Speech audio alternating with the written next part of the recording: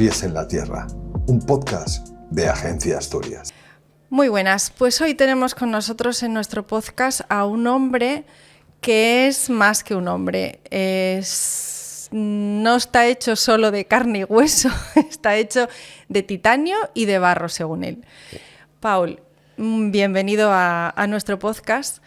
Quiero preguntarte, porque todo el mundo te conoce como el hombre de titanio, pero quiero que digas tú, ¿quién es el hombre de titanio? ¿Quién es Paul Montiel?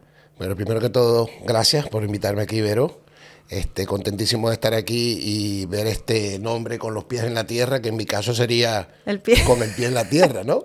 Entonces me encanta porque es que yo volví a nacer aquí en Asturias y me siento que esta es mi tierra, ¿no? Paul Montiel es un hombre resiliente, un hombre que se ha caído varias veces en la vida y se ha levantado con más fuerza. Es un luchador, un apasionado de la vida.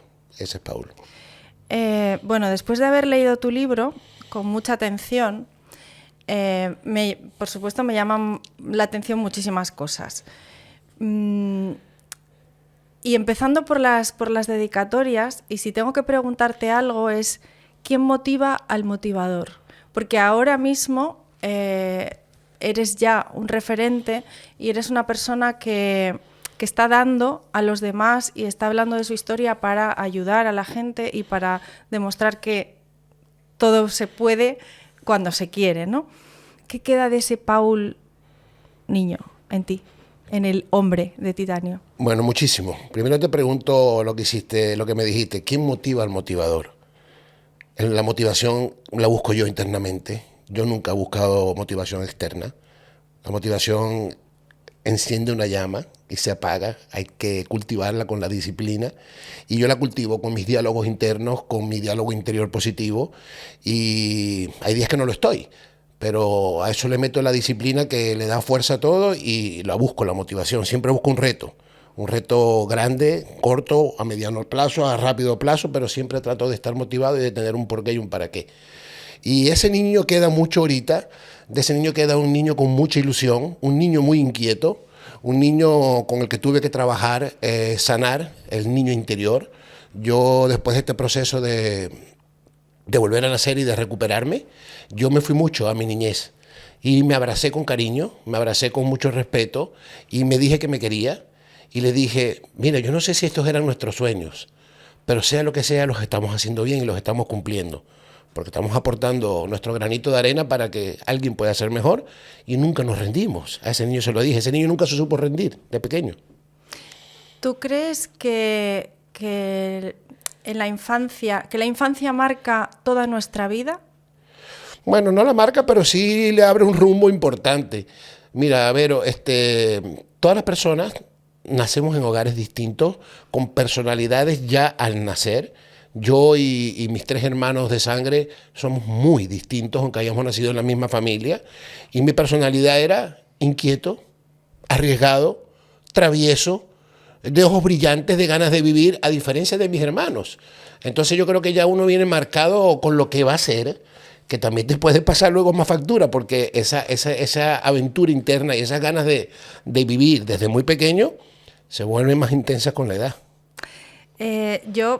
Leyendo cómo viviste cuando eras pequeño, tu relación con tus padres, se nota que, con toda la evolución de tu historia, que eres un hombre con muchísima pasión y con muchísima sensibilidad. ¿Crees que eso, en tu caso, y en la relación con tu madre, esa autoexigencia? Porque por una parte está la sensibilidad y por otra parte la autoexigencia, ya desde muy pequeño con el deporte, tu vínculo con el deporte a lo largo de tu vida. ¿Crees que eso condicionó después las decisiones que fuiste tomando en tu vida? Sí, porque en mi caso particular, mi mamá era una mujer que a mí me exigió mucho, yo pienso, hoy en día, y para poder entender y perdonar y no buscar culpables por ningún lado, simplemente las decisiones que tomamos las tomamos cada quien, pero en su momento uno siempre pregunta, ¿por qué soy así?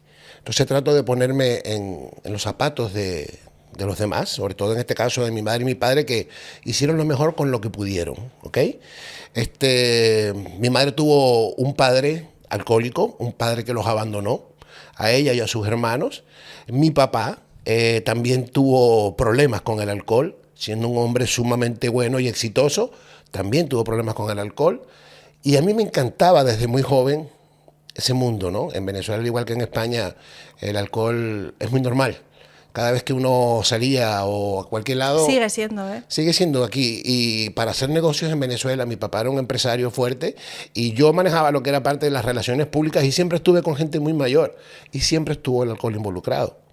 En mi caso, que soy un hombre con personalidad adictiva por naturaleza, yo no tengo gris, es blanco o es negro, para lo bueno o para lo malo, tengo que tener mucho cuidado. Yo no sabía que iba a coquetear con eso y resulta ser que sí me marcó porque... Con respecto a que me fui un poquito para otro lado, pero con la pregunta que me hiciste, mi mamá veía en mí reflejado a la persona fuerte de sus hijos. ¿Okay? Yo no digo que los demás sean débiles, para mí hay distintos tipos de carácter y el mío era como con una coraza. Siempre yo me demostraba que yo estaba bien, aunque tuviera ganas de llorar. El payaso se ríe por fuera y puede estar por dentro roto y me siguió pasando con el tiempo. Entonces, cuando yo quedaba de segundo lugar en algo o de tercero, me regañaban y hasta me pegaban. Yo recuerdo que yo salía del karate, que soy cinturón negro en taekwondo, pero en aquel momento hacíamos karate, y yo perdía y a mí me daban una paliza al llegar a la casa. Y mi hermano quedaba de último y no pasaba nada. Yo competía en natación y quedaba de segundo y me regañaban. Yo decía, ¿pero por qué? Había como cierta exigencia que yo creo que yo le recordaba a ella esos patrones, porque si me preguntan, ¿lo entiendes? Digo, no lo entiendo, pero ahora sí lo entiendo. Me veía muy reflejado en eso. Como tú dices, el alcohol está socialmente aceptado. Además, incluso parece que si en una fiesta no tomas alcohol no te lo vas a pasar bien. Eso lo vi yo, que tengo hijos adolescentes, pues lo ves ya, que forma parte de la fiesta, ¿no? Sí. El pasarlo bien. De cara a los chavales, ¿cómo crees que pueden darse cuenta o de los riesgos que eso supone, el normalizar eso? ¿O dónde pueden encontrar un poco las alarmas para darse cuenta de que eso puede ir a más? Mira, Vero, tú me conoces, tú te sabes bien mi historia y vamos a hacer un pequeño resumen. Yo toqué fondo con el alcohol y las drogas. Yo soy una persona adicta y yo creo que esa adicción va para toda la vida. Yo muy joven empecé a coquetear con eso del alcohol sin darme cuenta que es lo que iba a ocurrir. Tuve el accidente, toqué fondo con el alcohol y la cocaína.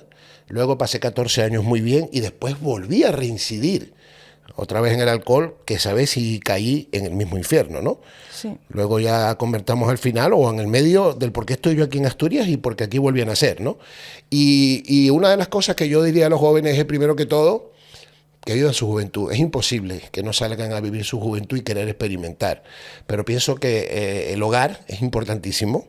El padre, la madre, gente que te quiera es importante para alertarte. Las juntas, con quién te juntas.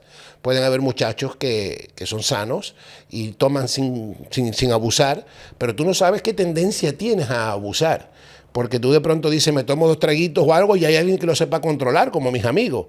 Pero es que yo no podía parar después que yo arrancaba. Entonces yo tengo claro esa personalidad adictiva. Y yo creo que cualquier persona, al ver que se le están yendo de las manos los hábitos, los estudios, el deporte, tiene que prender unas alarmas muy grandes porque ya te está sacando de tu vida normal. Pero ahí con el deporte, porque tú puedes hacer deporte, incluso hay deportistas y deportistas de élite que también consumen alcohol y intentan llevar las dos cosas, que hubo también una época en tu vida que como que estabas pudiendo con todo, ¿no? Como que yo puedo con todo, hago deporte sí. Y además... la parte social. Sí. Bueno, pero es muy peligroso. Personas como yo y muchas personas, eso es muy peligroso porque... Fíjate que un día, yo recuerdo perfectamente que yo dejé de hacer ejercicio, que siempre el ejercicio para mí ha sido mi tabla de salvación. Dejé de hacer ejercicio y progresivamente aumenté el consumo de alcohol. ¿Qué pasa ahí? Empecé a dejar de quererme, empecé a descuidarme y cuando me di cuenta ya yo estaba metido en un abismo, porque lo mío siempre ha sido de menos a más y después de más al odio. ¿Sabes? Las adicciones no solamente son el alcohol y las drogas, hay muchísimas más. En mi caso fueron estas las que me pasaron factura 2 veces muy duro en la vida. le tengo mucho respeto. Admiro a la gente que puede controlarlo. Yo hay veces que paso aquí en el verano y veo una terraza con un día de sol y digo yo, ¿quién pudiera tomarse una cerveza y controlarlo? Yo le tengo, más que miedo, le tengo respeto, porque yo sé que una es el detonante en mi vida. Puede que hoy bien, pero mañana voy a decir no pasó nada y otra vez. Y te aseguro que me voy para el precipicio de una vez y ya yo no tengo tiempo, ni quiero volver a pasar por un infierno de eso. Que con las adicciones es un poco, o yo lo comparo con, yo soy alérgica y me imagino que tiene que ser algo parecido, porque yo tengo alergia al marisco, a los crustáceos, y lo que siento, y a mí me encantaba comer marisco, pero como sé el efecto que me produce, al final solamente de pensar cómo me pondría si me lo como, se me quitan las ganas. Me imagino que tiene que ser algo parecido, ¿no? Parecido, Vero, y una cosa va de la mano con la otra.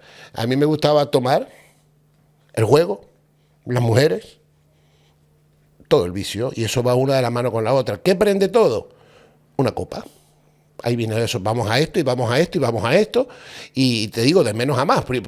La juventud lo controlé, pero después me empezó a pasar factura cada vez más. Yo pasaba 2 y 3 días sin dormir bajo efectos de la cocaína. ¿Y qué pasa? Cuando se te da ese bajón, que es un bajón horrible, una resaca moral más que cualquier otra cosa, que no quieres ni verte en el espejo, vuelves a empezar a tomarte una cerveza en la mañana para despejar, y eso se va volviendo un bucle que no es inmediato, pero que es muy peligroso si tú no sabes controlar eso, muy peligroso. ¿Cómo se sale de las ganas de perder, o sea, de dejar de tener ganas de vivir a luchar por la vida? Se sale, en mi caso en particular, tú sabes que yo llegué aquí a Gijón a despedirme de mis hijos hace 6 años. Yo terminé viviendo en situación de calle en Madrid. Por primera vez en mi vida, cuando me equivoco en Venezuela, yo me equivoqué con el ego, Vero. Yo en Venezuela me hice muy viral en el tema político. En el año 2017 salen los estudiantes a la calle, yo me pongo la bandera de Venezuela en la prótesis y nos ponemos a pelear por el país de mis hijos y de todos los venezolanos, una guerra de David contra Goliat, el ejército contra jóvenes estudiantes que tenían el chance de recuperar en ese momento el país. Entonces, yo lo que quería era que la gente saliera de la zona de confort, decir, la discapacidad no es física, es mental, únanse, porque estuvieron muy cerca y los vi morir a mi lado. Y ahí empezó el ego a pasarme a mi factura. Yo pensé que más nunca iba a coquetear yo con el alcohol. Empiezan las entrevistas de televisión, empiezan los programas de radio, empieza Jurado del Miss Venezuela, en el gimnasio con las Misses. Me equivoqué, Verónica. Ya el Paul Montiel pasó a transformarse en el personaje Hombre de Titanio, que te digo cómo vino el nombre. Un día yo hice una competencia de aguas abiertas en la isla de Margarita, y cuando salgo del agua, que eran 3 kilómetros, que me pongo la prótesis, me pregunta el reportero, oye, ¿esa pierna de qué es? Y yo le dije, bueno, tiene carbono y titanio. Y dice en el periódico el otro día en el diario, el Hombre de Titanio termina la carrera. De ahí viene ese nombre, ¿no? Y te identificas con tu nombre, con el nombre que se te ha puesto, vaya. En el momento me lo creí tanto que creía que era un superhéroe. Bueno, el titanio es un material... Es fuerte. Resistente. Pero como tú lo has dicho, de titanio y barro, ¿no? Porque en el momento me lo creí tanto que el ego me pasó factura. Me creía que era un superhéroe de verdad, que no me iba a morir. Bueno, a lo largo del libro hablas de muchos valores importantes, sí. Uno de ellos la humildad. Sí. Entonces, ¿qué te digo yo? Cuando yo me estrello ahí, que termino viviendo en las calles de Madrid con el tema de las adicciones, es porque me rendí. Yo había perdido absolutamente todo, empezando por mí, me había perdido a mí, y todo eso fue un proceso, Verónica, de 6-7 meses, un hombre bueno que se equivocó, había una persecución política, sí, pero ya yo estaba en el fondo. La madre de mis hijos es de padre asturiano, Sonia, que hoy en día es mi mejor amiga, y yo había venido a Gijón muchas veces de vacaciones, a un Gijón hermoso como lo sigue siendo, había venido pero con paz mental, con algo de dinerito en el bolsillo, había venido con armonía de familia, ¿no? Y en el momento que yo vuelvo para acá, hace 6 años, después de pasar 4 años en las calles de Madrid, entregado, porque me había rendido, ¿dónde pasé el switch yo de decir, quiero volver a vivir? Cuando le vi la cara a mis hijos, que vine a despedirme de ellos. Yo no sé si te conté esa parte a ti. Sí. Bueno, ahí la leí. Claro, porque es que yo le digo a Sonia, mira, yo me vine con una mochila, un cepillo de dientes, una camiseta y 30 kilos más, 3 días sin bañarme, con un papel que decía, dícese llamar Paul Montiel porque me habían robado el pasaporte en una pelea con unos gitanos. Yo quería flagelarme y irme muriendo poquito a poco, pero que sufriera. Cuando no aguanto más, vengo a Gijón en un BlaBlaCar. llamo de la iglesia, las Carmelitas, a Sonia, y le digo, Sonia, estoy en Gijón. Paul, ¿qué haces aquí? Yo tengo mi pareja, tengo mi vida hecha. Vengo a despedirme de mis hijos. Y te lo digo, y esta es la parte que a mí me mueve la fibra.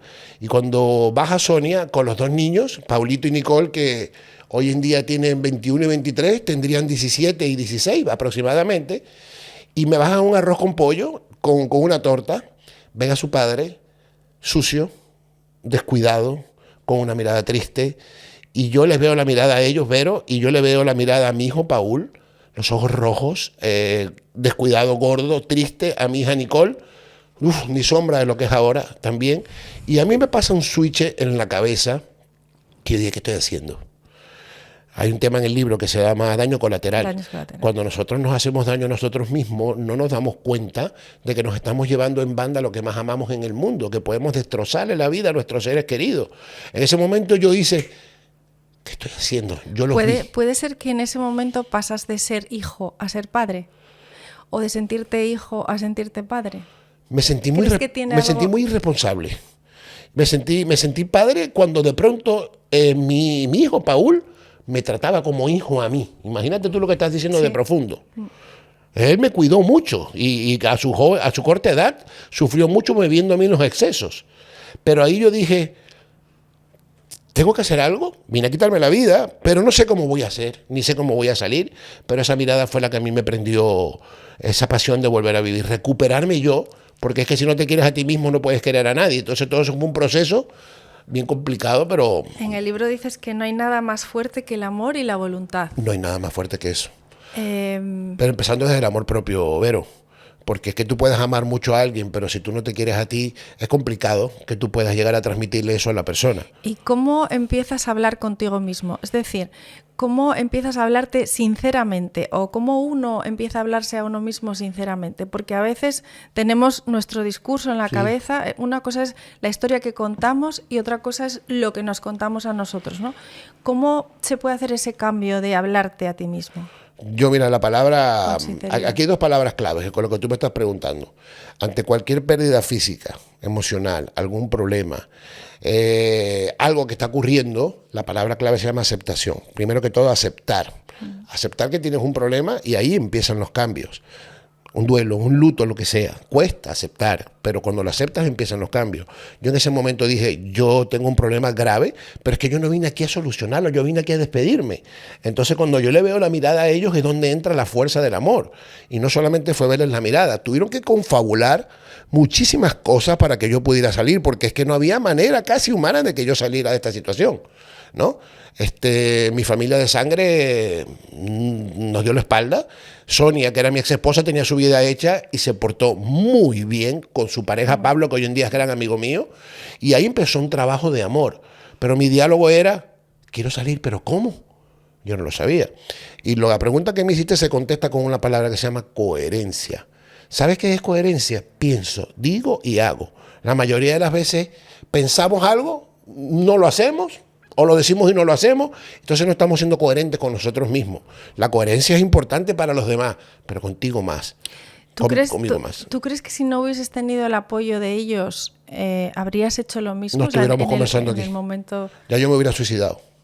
Yo vine aquí, ya cuando yo vine aquí, que me dormí un mes en el coche de ellos, que estaban vendiendo, por lo menos tranqué una puerta después de venir de 4 meses de la calle, donde me quisieron incendiar, donde me quisieron robar la pierna, donde conocí gente maravillosa que en algún momento de su vida se equivocó y no pudieron perdonarse. Venía cansado, agotado, y dormí en el coche unos días, y luego en una oficina de ellos un mes, no había luz, pero había un radio con pila, y los niños me iban a ver. Yo iba caminando, cogiendo colillas, tomando vino de €1, lo que hubiera, pero por lo menos sentí que me estaban dando 2 meses de tregua para ver a mis hijos, alargar un poquito más la agonía, hasta el día que ya me tocó volver al albergue, porque ellos tienen que seguir con su vida. Y yo le dije a Pablo que me dieron la bolsa de dormir. Y yo cuando estaba ahí, que salgo del albergue, que en el albergue hay mucha gente buena, pero también está lo peor de lo peor. No. Y yo me fui con lo peor de lo peor, porque era la manera más fácil de acelerar lo que yo quería, un infarto o que me mataran. Ya cuando no puedo más realmente, yo pregunto, ¿de dónde se tira la gente aquí? Y me dice, bueno, hay un lugar que se llama ¿cómo se llama? El Horizonte. Cerro Santa Catalina. Cerro Catalina. Yo hoy en día vivo enfrente, en mi ventana de mi casa, es ver todos los días el Cerro Santa Catalina y subir y reflexionar y decir, Menos mal que no me tiré. Esta es una decisión complicada. Cuando ya yo estaba agotado, confabuló el amor, confabuló Dios. Yo soy creyente, yo me había peleado con Dios. Él conmigo nunca se había peleado. Aquí el equivocado era yo. Te vuelvo y te repito, un hombre bueno que se equivocó. Y yo decidí empezar de cero. Dejé de flagelarme. El pasado es historia, el futuro es incierto y el presente es un regalo. Empecé a vivir el aquí y el ahora, porque viviendo el aquí y el ahora con pasión, yo iba a ser un mejor futuro. ¿Qué iba a ser? Yo no lo sabía, pero lo que sí sabía era que yo todos los días quería ser mi mejor versión. En lo que estuviera haciendo como ser humano, recuperar mi esencia, perdonar y perdonarme y volver a empezar. Hay un dicho que dice que la confianza no se pide, se gana. Y yo dije, bueno, vamos a empezar. Mi hija mayor no me hablaba, mi padre en Venezuela estaba enfermo, y yo dije, tengo que empezar. Y fue un día a la vez, Vero, con un perdón hacia mí mismo, con recuperándome desde el amor propio, con el ejercicio que fue que lo retomé de una vez. Volvió a mí la mirada del Eye of the Tiger. Como me estrellé con el ego malo, yo te llamo que esto es un ego bueno. Un ego que yo decía, yo sí puedo, yo sí soy capaz.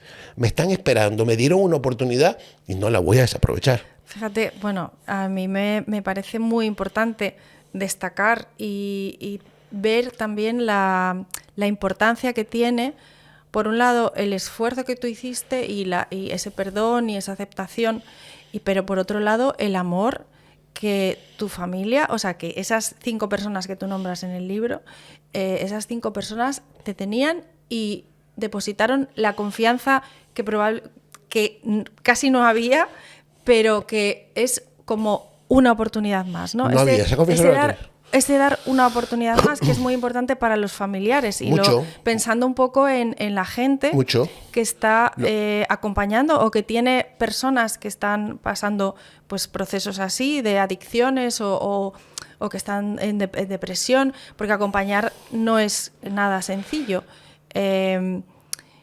Y o sea, el ver que dando una oportunidad puede ser esa oportunidad, puede ser la oportunidad para que esa persona salga de ahí, me parece muy importante. Hay gente que se cansa de dar esa oportunidad. Claro, ¿okay? Por eso lo digo. Hay un desgaste familiar y emocional. Porque es muy importante. Sí, pero hay un desgaste familiar y emocional que si tú te descuidas, la persona adicta también puede acabar con cualquier familia, puede acabar con los padres de tristeza, de depresión, puede acabar con el entorno, puede acabar con muchas cosas, porque ayudas y ayudas y ayudas y ayudas y se entierra todo el mundo. Aquí la palabra es esa que te dije yo, aceptación. Yo estuve en Proyecto Hombre. Justo cuando la pandemia cayó, estábamos nosotros adentro y habían 40 personas peleando batallas personales muy duras, Vero. Sí. Pero había gente que iba condicionada, escúchame, por la prisión, por la sociedad o por un matrimonio que le decía a la mujer, mira, que si no te internas te dejo. Esa persona no se va a curar. Tiene esa persona que realmente decir, me quiero curar y tengo un problema. Se me presentó este amor de Eileen, la persona de Miami, que vino realmente a ser el pilar fundamental de todo esto, de Sonia, mis 2 hijos y Pablo. Y yo me aferré a eso. No había otra opción. En mi vida no había otra opción. No estuviéramos hablando si eso no hubiera ocurrido así. Ocurrió y yo dije, yo quiero volver a vivir, quiero volver a empezar. Nunca es tarde. Y ha sido un trabajo de 6 años sin parar. Sin parar, Vero, de que muchas veces no tengo ganas, pero voy a lo que voy. Y no sabía que iba a ocurrir tampoco. Aquí hay otra cosa que es la desintoxicación, una vez que estás en el Proyecto Hombre, del cuerpo, pero también de la mente, ¿no? Mucho. ¿Cómo viviste eso? O sea, bueno, eso fue un momento de sanación, Vero. Fue un momento de... Ahí fue cuando te reencontraste con tu niño interior. Con él y con muchas cosas más. Vi todas las cosas buenas que soy como persona, vi todas las cosas buenas que hice, que había olvidado, vi que soy un hombre bueno, noble, que cometió errores, que me divorcié 2 veces por imprudencia y malos comportamientos míos, cosas que no merecían, que mi hija mayor me dejó de hablar por los excesos, que hoy en día estamos muy unidos. Todo ha sido un proceso y yo empecé por ahí, por recuperar mi esencia, por perdonarme yo, y por perdonar a quienes pienso yo que me han podido hacer daño, que también me ayudaron. Porque cuando ellos me dieron la espalda, gente que yo ayudé y quise, eso me dio mucha fuerza para decir, bueno, ya van a ver de qué estoy hecho. Ahí entra un poquito ese ego mío, que después tuve que sanar y quitarme esa mochila de rabia de encima, que me estaba haciendo daño. Pero todo eso es un proceso que no es de la noche a la mañana. Yo dije, me están esperando mis hijos, Eileen, Sonia y Pablo, me dieron una oportunidad. Yo no los voy a defraudar y ni me voy a defraudar a mí. No había otra, Vero. Y saliendo al mundo exterior, una vez que sales de... que dices que uno de tus terapeutas te dijo que ahí empezaba lo difícil, Sí. el salir... Claro, tiene muchísima importancia dos cosas que dices para mí. Una es no callar y decir lo que sientes y lo que eres, Sí, porque sí. desde el primer momento expusiste tu realidad, el no ocultar la realidad y el saber decir que no. O sea, el decir que no y enfrentarte a esas cosas, ¿no? Sí, te puedo decir perfectamente. Salir al mundo real era complicado. Mi terapeuta en ese momento, Marcos me dijo, Paul, ya te vas. Yo tengo un poco de temor que tu vida vuelva otra vez a repetirse, no en el alcohol, sino que vas a sobresalir en algo. Porque yo te conocí aquí y de pronto te vas a ir subiendo de escalón a escalón en algo y te puedas volver a estrellar. Fíjate tú cómo pudo verme en 7 meses, ¿no? Y yo le digo, ¿de qué hablas, Marco? Yo no sé, pero yo te veo a ti haciendo una película, haciendo algo de deporte. No se equivocó. Él vio mi personalidad ahí y yo quería ser mi mejor versión y desde ese lado, ¿no? Lo que pasa es que salgo y yo me acuerdo, Vero, que yo salí y la primera vez que pasé, que yo no conocía esa parte, la ruta de los vinos de noche, yo me puse a temblar. A temblar. Vi la gente ahí tomando y yo dije, me quiero ir para mi casa y me arropé. Pero yo estaba claro que yo no quería volver a beber. Por supuesto que hay diablitos y demonios que vienen a tu mente. A mí venían los demonios y dicen, tómate un escondido que no va a pasar nada. Ya yo de una vez sé que vienen. Las emociones son explosivas, ¿no? Y los pensamientos son más analíticos. Yo simplemente respiraba profundo, sabía que me había costado mucho y que venía un camino muy importante por recorrer, que ya mis hijos estaban encaminados y estaban con otra mirada y que yo no los iba a defraudar. Entonces ahí empecé a hacer lo que hago hoy. Todos los días, mis rutinas de deporte, mis rutinas de aceptar cuando no estoy bien, de hablar cuando no estoy bien, aprender a decir que no ha sido de las cosas más importantes que me han pasado. Hoy en día, Vero, que después de luchar mucho y trabajar de globo y trabajar de portero, de seguridad donde hay alcohol de por medio, dormir 2 horas para irme a remar a Corbera, yo sabía que yo no quería nada con el alcohol, porque entonces empiezas a ver los toros de la barrera, empiezas a ver los cambios de la gente, a cómo están, y tú dices, yo no quiero esto. Yo me levanto a las 5 de la mañana y a veces salgo y veo a la gente tomada en la calle y digo yo, menos mal que salí de aquí. Pero fíjate que pasaron 14 años y yo volví a tropezarme. Lo que pasa es que yo tengo casi 55 y no tengo tiempo para volver a equivocarme en ese aspecto, ni lo quiero. Te lo digo, Vero, llegará un momento que yo soñaba que estaba tomando. Y eran tan reales esos sueños que yo miraba así, veía la pierna en el piso y digo yo, ay, estoy en la casa. Me paraba sudando frío y me imaginaba a mis hijos mirándome, haciéndome así, mira. Eran reales esos sueños. ¿Crees que es un superpoder ver la esencia de las personas? Sí, pero eso tú lo vas a entender cuando tú hayas vivido momentos difíciles. De pronto tú también. Todos tenemos una batalla ¿Y personal. no crees que eso nos hace estar más solos? Yo no sé qué llamas tú solo, porque es que yo hoy en día, para serle infiel a mi soledad, tiene que ser con algo o alguien que valga la pena. Yo disfruto mucho mi soledad, yo disfruto mucho mi compañía. Tengo gente con quien estar, tengo amigos y tengo conocidos con los que yo quiero compartir, pero la soledad yo la disfruto. Pero esa esencia tú la llegas a notar cuando tú la pasaste muy mal. Pero hay 2 extremos. Cuando tú estás muy contento, lo valoras más al saber lo mal que estuviste. Ahí tú dices, wow, ¿y qué es para mí eso? Las cosas sencillas de la vida. Un amanecer, un café con una buena amiga, cosas sencillas que antes para mí de pronto no les daba tanta importancia, pero ese es el presente, ¿no? Antes de pronto yo llenaba todo con vacíos y con frivolidades y pensaba que esa era la felicidad. Para mí la felicidad no es permanente, la felicidad son momentos y mientras más momentos bonitos tú tengas, más feliz eres. Coleccionar momentos para mí es importantísimo, pero coleccionándolos hoy. Como terminas en el libro dando unos consejos o unos... de los 10 consejos que das, ¿cuál nos recomendarías para tener el pulso de la vida? Bueno, como te dije ya, uno de los consejos para mí fundamentales es que tenemos que tener mucho cuidado con el daño colateral, de no afectar a nuestros seres queridos. Hay que tener un amor propio y un diálogo interno muy bonito. tenemos que hablarnos bien, tenemos que valorarnos. Yo en su momento me castigué mucho y me flagelé, y mis diálogos hacia mí eran muy negativos. Pero yo lo primero que hago al despertar, que a la gente le puede sonar masoquista, pero creo que le puede ser interesante, yo me levanto a las 4:30, 5 de la mañana, y lo primero que hago es darme una ducha de agua fría, así sea invierno. Yo prendo el agua como con los ojos cerrados. Con los ojos cerrados y trato de sentir cada cosa que estoy haciendo. Y fíjate que con el apagón de la luz me fue muy bien, ¿no? Porque es así. Y yo me baño sin la pierna, entonces como tengo 80 clavos acá, yo me paso de la cama con las manos a la bañera, prendo el agua, no puedo correr, ahí me tengo que quedar. Y trato de meditar y me pongo a hablar con Dios 3 minutos. Salgo como un cohete, ¿ok? Salgo como un cohete. Luego medito, pongo en orden mi día, agradezco sobre todo a la gente que tengo alrededor, que están sanos mis hijos, otro día más que la vida me da una oportunidad, porque es que no sabemos si mañana nos vamos a despertar, Verónica. No. Eso no lo tengo yo claro. Puede cambiar la vida de la noche a la mañana. Entonces, como te digo yo creo que yo me paso de intensidad viviendo la vida, pero yo vine aquí hace 6 años a quitarme la vida, y estos 6 años no estaban en mi programa, y los voy a explotar y les voy a sacar el jugo haciendo lo que me gusta, que es que yo descubrí mi propósito, es aportar mi granito de arena. Si en algún momento de mi vida yo tenía un foco encima, era porque era puro ego. Aquí estoy yo y puedo con todo. Si hoy en día yo tengo una luz así, es para poder iluminar a otros, de decirles que nunca es tarde para volver a empezar, que el ser humano tiene que tener un porqué y un para qué.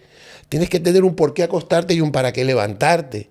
Porque, ¿sabes? Si no, se te vuelve una vida gris, corto, mediano, largo, pero tienes que tener esa motivación. Tienes que quererte. Yo tengo un tema en el libro que es fundamental, Vero, que se llama amputación mental. Sí. ¿Ok? Una anécdota real que me pasó. Yo estaba caminando por las calles de Gijón hace 5 años, saliendo del centro, y yo me metía en el mar a pelear con esos demonios míos internos, y con mucho frío por la plazuela San Miguel, yo vengo con mi toalla, y oigo la voz de un hombre que me dice: oiga, yo no entiendo un paisano como usted. Ya paisano es alguien mayor, ¿verdad? Sí, sí, sí. Me dijo ya mayor ahí, que tiene una pierna amputada y no se queda tranquilo. No me gustó la manera que me lo dijo, me volteé, lo miré a la cara y le dije: usted tiene razón, yo tengo una amputación en la pierna, pero hay gente como usted que tiene una amputación mental y para eso no hay prótesis. ¿Qué llamo amputación mental, Vero? Porque la rueda está inventada, cada quien la transmite a su manera. Totalmente. Me duele un dedo, no tengo tiempo. Es mentira. Las excusas. ¿Con quién vas a vivir el resto de tu vida? En ese cuerpo, cada quien en su cuerpo, vas a vivir contigo. ¿Y qué es lo que tienes que cuidar? Eso. No tienes tiempo, pero tienes 2 horas para Netflix, 1 hora para Instagram, otra hora para tal, y no tienes 45 minutos para ti. Fíjate tú, Vero, que yo no me siento orgulloso de haber probado tantas drogas. Y las endorfinas del ejercicio no se comparan con ninguna y son gratis. Ya. Y ahí está en tus manos hacer de un día ordinario un día extraordinario desde primera hora de la mañana. ¿Crees que la disciplina nos hace libres? No, la disciplina no nos hace libres. La disciplina es complicado ese tema. Para mí la disciplina es el 80 o 85% la fórmula del éxito en todo lo que hagamos. Pero ser disciplinado te puede hacer libre con el tiempo. Mira, la motivación enciende la llama y la disciplina la mantiene encendida. ¿Qué es la disciplina? Hacer lo que tienes que hacer aunque no lo quieras hacer. ¿Tú crees que yo todos los días quiero ir al gimnasio? No. ¿Tú crees que yo todos los días quiero ir a remar con el frío? No. ¿Tú crees que tú todos los días tienes ganas de trabajar? No, esto no aplica para el deporte, aplica en todo. Los chicos no todos los días tienen ganas de coger con las cámaras. Pero la disciplina es eso. La disciplina es una muestra de amor propio tan grande que cuando tú lo haces sin ganas vale el doble. Si tú cumples con esa disciplina y con esa constancia y perseverancia, te va a hacer libre. Pero momentáneamente no te va a hacer libre. ¿Y el sueño de Paul Montiel, para terminar? ¿Mi sueño? Sí. Bueno, mi sueño es seguir con esta paz mental que tengo, seguir aportando mi granito de arena, ver a mis hijos felices y realizados. Y yo vivir en una isla, no sé en cuál, me encantaría vivir en una isla frente al mar y tener un gimnasio para mí y tener un restaurante pequeñito que de pronto no tenga yo ya necesidad económica, sino que yo quiero ser anfitrión. Me imagino vestido de lino atendiendo a la gente y contándole historias, ¿sabes? Contando historias de mi vida personal, me gusta eso. Y mientras la vida me dé salud y yo siga detrás de eso, como dice la canción de Taburete, voy a dar guerra hasta que el cuerpo aguante. Te digo, no quiero que me cuenten qué hubiera pasado, yo voy a ver qué pasa. Ahora estamos planificando un reto de cruzar el Atlántico a remo desde las Canarias hasta Sudamérica, 54 días. Después vendrá otro y después vendrá otro. Eso me mantiene a mí con la adrenalina a millón. Y Vero, es eso, mi secreto es que ser feliz es una decisión. Que el luchador no es aquel que gana una batalla, el luchador es el que continúa habiendo perdido muchas. El perdón es importantísimo. Decir, me perdono, me equivoqué y sigo. No esperes la aprobación externa. Sal. Hemos perdido mucho la empatía con el prójimo. Otra cosa que quiero tocar antes de irnos. No nos cuesta nada darle una sonrisa a una persona que esté en situación de calle. A un amigo, saberle leer la mirada, que yo no hablé, que tú me preguntas ahora sobre hablar. Sí. Hay que hablar. Decirle, ¿tú estás bien? Preguntarle. Hoy en día nos sentamos en una mesa a comer y me incluyo, y todos estamos con el móvil en la mano, cada quien en su mundo, y tienes a tu hijo aquí a los lados y tú no sabes si con la mirada te está pidiendo a gritos, aquí estoy, o en la casa. Centrarnos un poquito más en lo que nos rodea, y eso. Yo a veces me monto en un autobús a mirar gente, me dan ganas de llorar, y yo veo miradas muy tristes, Vero. Y soledad. Soledad. Entonces tú dices, estas son las vidas grises que tú de pronto, con una palmada o unas palabras bonitas, le puedes cambiar el día a cualquiera. Es cierto. Vivimos en Gijón, Asturias, que es hermoso. Yo estoy enamorado y casado con Gijón hasta la muerte y su gente. Y yo veo que Asturias tiene un clima nublado, ¿verdad? Sí. Y me llama la atención de sobremanera que una vez yo me desperté y vi a un paisano. y estaba nublado y yo veo que en la mañana dice, me perdonan la palabra, ¿qué día de mierda? Yo le digo, ¿por qué dices eso? ¿No ves cómo está el día? Y yo le digo, pero es que la naturaleza no le pone el color a tus días. Tú tienes una acuarela para pintar tus días de los colores que tú quieras. ¿Qué está decretando él ahí? ¿Que es un día de mierda? Ya. No, un día que de pronto no vuelve. Entonces, la actitud es importantísima. Para despedirme con otra frase de las mías que yo creo que va a ser de mucho valor, es que tú eres víctima o héroe de tu propia vida. Esto es fundamental. En su momento yo fui víctima. Y cuando fui víctima, yo recuerdo, Vero, que yo me senté en una banca y me tiraron unas monedas. ¿Por qué? Porque yo sentía lástima por mí y eso es lo que transmitía. Cuando yo decidí ser héroe de mi vida, héroe yo no llamo desde el ego, sino y lo elegimos nosotros, a hacer mis cosas bien. Okay, todo eso cambia y tú transmites e irradias cómo te sientes. Si eres víctima, vas a llegar a tu casa y vas a transmitir tristeza. Si eres héroe, tú vas a transmitir esa luz que te pasa por un lado y dices tú, wow. O vas a llegar a la casa, buenas noches, ¿cómo están ustedes? Todo el entorno va a querer que llegue. Pero si no, va a decir, ay, ya llega la hora que viene mi papá y mi mamá y es contagioso. Entonces tenemos que tener cuidado con eso. Tenemos que ser héroes en nuestra propia vida.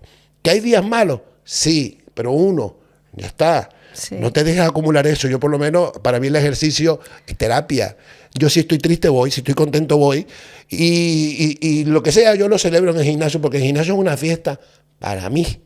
Yo no tengo que demostrarle nada a nadie. Yo me inscribo en alguna prueba es para terminarla y para decir conmigo mismo y decirle a la gente que la discapacidad no es física, que es mental, que aquí hay que salir de la zona de confort. No, y es cierto que la energía que uno tiene cambia la energía del entorno. Totalmente, o sea, Vero.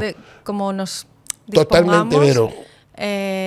Sí, tú llegas aquí a la oficina y tú tienes un equipo de trabajo lindo, pero tú que eres la capitana de un barco. Yo dejé hundir 2 barcos en mi vida y no pienso dejar hundir ninguno más, porque los tripulantes sienten que el capitán está mal y se van a asustar. Si tú coges ese timón con una actitud positiva y llegas aquí, buenos días, ¿cómo estás? ¿Lo estás haciendo bien? Oye, se va a transmitir y todo el mundo se va a volver mucho más productivo y van a decir, ay, qué bueno. Tú llegas pesimista, concha, que no hemos vendido nada y mira cómo está lloviendo, buscan los paraguas. Vas a transmitir eso. Pero eso tiene que ser sincero porque eso no puede fingirse. No. Tienes que sentirte realmente así y tiene que ser un trabajo de amor propio real, coherente con lo que me dijiste. Yo no puedo estar riéndome por fuera y no sintiéndome así por dentro porque no estoy siendo coherente conmigo. Yo te digo, Vero, yo vengo, yo voy a hacer y yo pienso y lo hago, soy coherente conmigo. Yo muchas veces pensaba que estaba haciendo las cosas bien y me acostaba en la cama con la película creyendo que yo estaba haciendo las cosas bien. Pero eso no va a ser así. Tú tienes que sentir ese aplauso interno cuando tú pones la cabeza en la almohada y tú digas, realmente estoy dando lo mejor de mí. Porque somos humanos, nos equivocamos. Y fíjate, yo dices, eso lo veo desde la humildad. Porque al final, o sea, hay que hacer eso, pero desde siendo sincero con uno mismo y desde decir, vale, esto, pero desde la humildad. Total, ¿no? total, Vero, total. Desde ese ego bueno que dices del tú. ego bueno, Vero, y sentirte valioso y hablarte bonito, como te digo. Yo muchas veces me acuesto en la noche y trato de hacer un resumen de mi día, ¿no? Y digo yo, Dios mío, debí sonreírle un poquito más a aquella persona que vi tan triste. Y el otro día paso a ver si está. O me siento bien, me siento pleno porque hoy me di a mí y di también. Pero si tú te sientes bien, tienes mucho que dar. Si tú no te sientes bien, no tienes nada que dar, ¿sabes? Entonces eso, Vero, que la vida es muy corta y que ser feliz es una decisión muy personal. Que no dejemos que se nos vaya la vida y que pasen 10 años y tú digas, ¿y si hubiera? Eso hubiera pasado factura, Vero. Yo no quiero ese hubiera. Y yo que te conozco a ti y a la gente que nos está escuchando, eso es muy duro. Si tú terminas algo, empiezas algo, termínalo, porque te puede cambiar la vida. Yo los invito a que cierren de pronto los ojos, todos en su casa escuchando el podcast, por un minuto, y se imaginen cumpliendo un sueño que no han cumplido. Un minuto. Que se imaginen cruzando una meta, terminando un curso, terminando lo que sea, pero que terminen. Al otro lado del miedo. Al otro lado del miedo. El miedo es una sensación que existe. El miedo te puede paralizar, pero detrás del miedo hay cosas maravillosas. El miedo es algo que hay que mirarlo a los ojos y decirle, quítate o te atravieso. Así de sencillo, porque te puede paralizar. El miedo de vivir, porque hay un miedo que si es el miedo de la alerta, déjalo, que se te puede cuidar de muchas cosas. Pero el miedo de hacer un triatlón, hazlo. El miedo de montarte en una bicicleta, hazlo. El miedo de dar una conferencia, hazla. El miedo de empezar un curso de inglés. Todos sentimos miedo, Vero. Yo voy a dar una charla para una persona o para 1000 personas, siempre siento ese miedo el día anterior en el estómago, hasta que hablo, hasta que digo hola. Voy a hacer una competencia y siento pánico 2 días antes, me invade los nervios, pero ese miedo lo enfrento. Y Fíjate después que yo miedo no, pero nerviosa sí que estaba antes de empezar este podcast. ¿Por qué estamos vivos, Vero? El día que nos sintamos nosotros, esas mariposas de nervios en el estómago, que hay de muchos tipos de mariposas bonitas, unas de nervios, estamos muertos en vida. Yo agradezco sentir todo eso porque digo yo, es que estoy vivo y tengo pasión por la vida. Entonces para mí los consejos son esos. Pues yo me quedo con tu sueño y espero ver cómo lo cumples. Seguramente lo voy a cumplir. Sí. Pero y te digo, no es tanto cumplirlo, es enamorarte del proceso hasta llegar allá. Eso ha sido muy importante en mi vida. Pues espero ser testigo de eso. Vas a hacerlo y te voy a invitar al restaurante. Mira, Vero, enamorarse de un proceso es importante. No es que lo voy a hacer porque tengo que hacerlo, no. Enamorarte de esas caídas y levantadas. Felicitarte por esos días duros que superaste. Celebrar tus triunfos, que son tuyos y nadie sabe el esfuerzo que hubo detrás. Vamos a vivir, Vero. Eso es tan sencillo como esto. Ser felices. Pues muchísimas gracias, Paul, por acompañarnos y por ser nuestro amigo aquí. Gracias a ti. Gracias a ti por invitarme para acá y a los chicos por grabarnos aquí en nuestra conversación. Y eso es todo, familia. A ser felices. Aquí no podemos dejar pasar un día más. Bueno, pues, mañana no sabemos si estamos aquí. Pues así cerramos este capítulo y os esperamos en el siguiente. Con los pies en la tierra. Un podcast de Agencia Asturias.